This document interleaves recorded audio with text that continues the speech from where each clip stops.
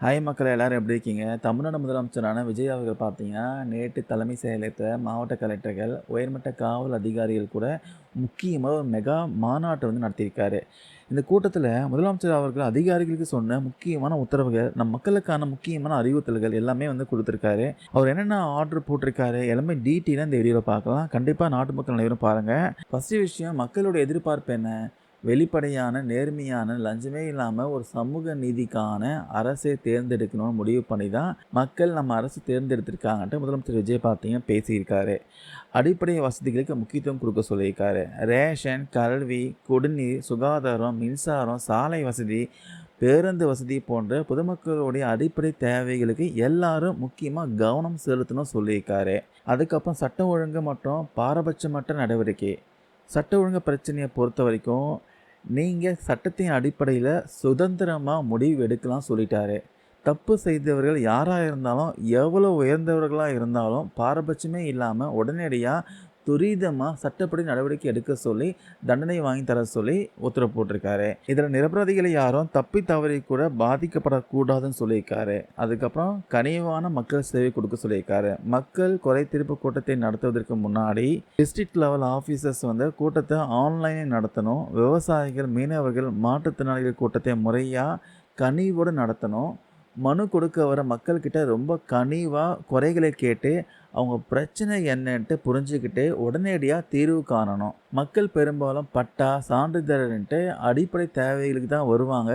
அவங்கள நம்ம வீட்டு மனிதர்களாக நடத்தினாலே அவங்க சந்தோஷப்படுவாங்க சொல்கிறாரு.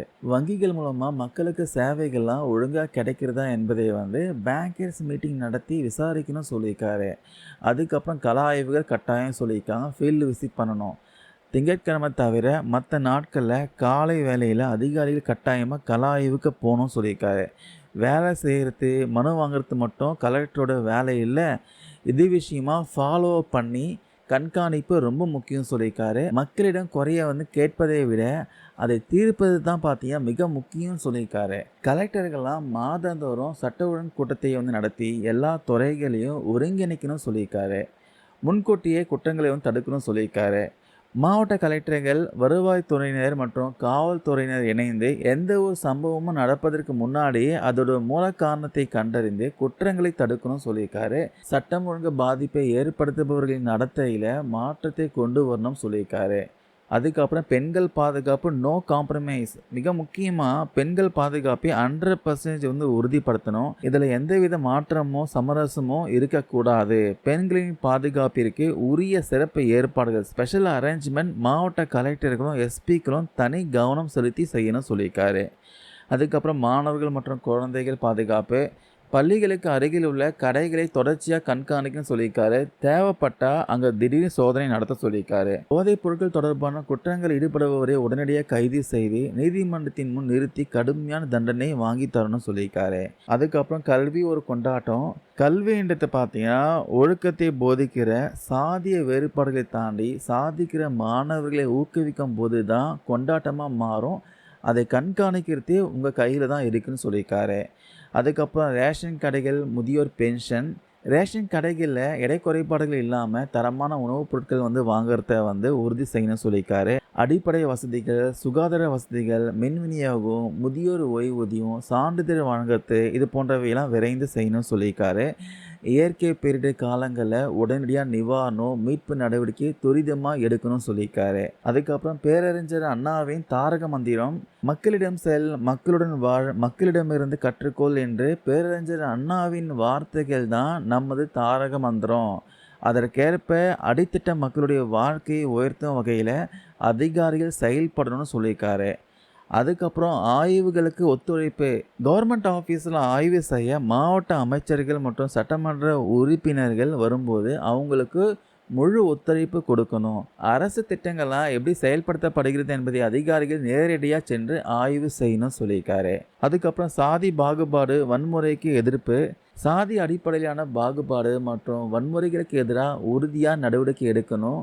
பள்ளிகளில் சாதி ஊக்குவிப்பு சம்பவங்கள் நடக்கிறதா என்பதை கல்வித்துறை கண்காணிக்கணும்னு சொல்லியிருக்காரு.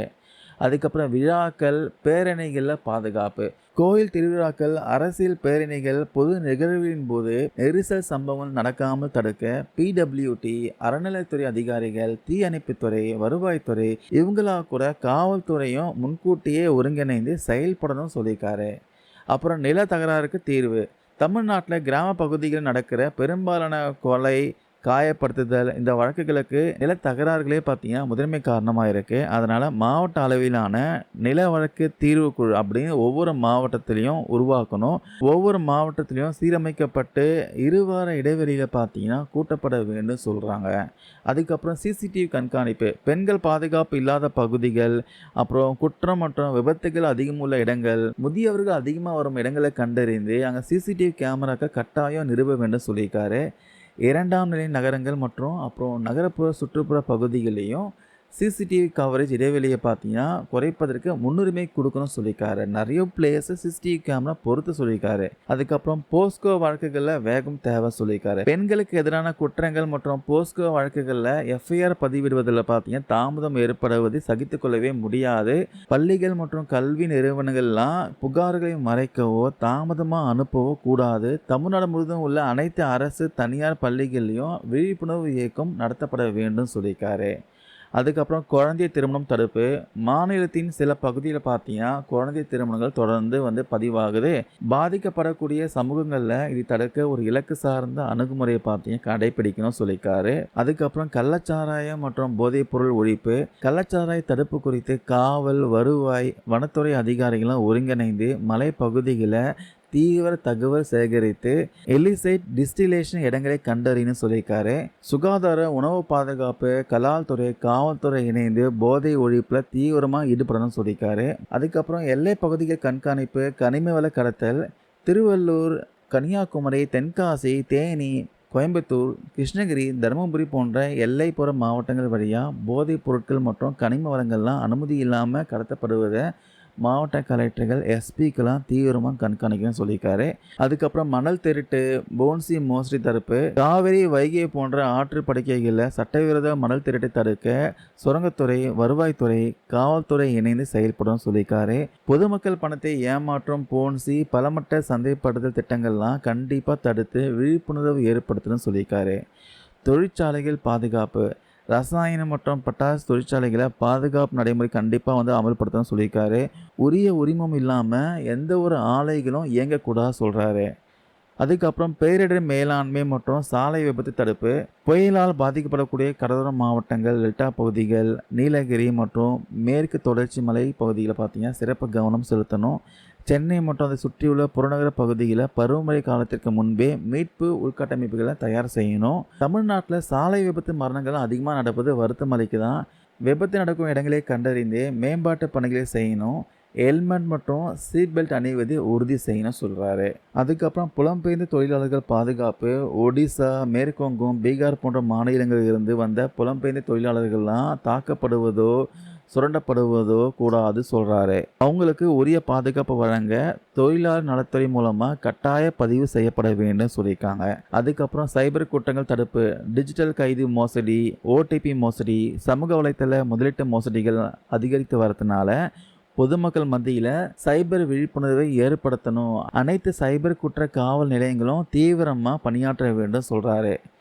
கடைசியாக மாதேந்திர ஒருங்கிணைப்பு கூட்டம். காவல்துறை ஆணையர் மற்றும் எஸ்பிக்கள்லாம் கொலை, போஸ்கோ போன்ற முக்கிய வழக்குகள் விஷயமா அனைத்து வழக்கறிஞர்கள் கூட மாதேந்திர ஒருங்கிணைப்பு கூட்டம் நடத்தி ஆவணப்படுத்தணும் சொல்லியிருக்காரு. கடைசியாக முதலமைச்சர் விஜய் அவர்கள் என்ன சொல்லியிருக்காருன்னா, கிளாரிட்டி, டிரான்ஸ்பரன்சி, அதாவது தெளிவும் வெளிப்படைத்தன்மையும் தான் நம்ம நிர்வாகத்தோடைய அடிப்படை கொள்கைன்னு சொல்லியிருக்காரு. தனிநபர்களுடைய தலையீடு இல்லாமல் அரசு விதிகளுக்கு உட்பட்டு நேர்மையாக செயல்படுங்க சொல்லியிருக்காரு.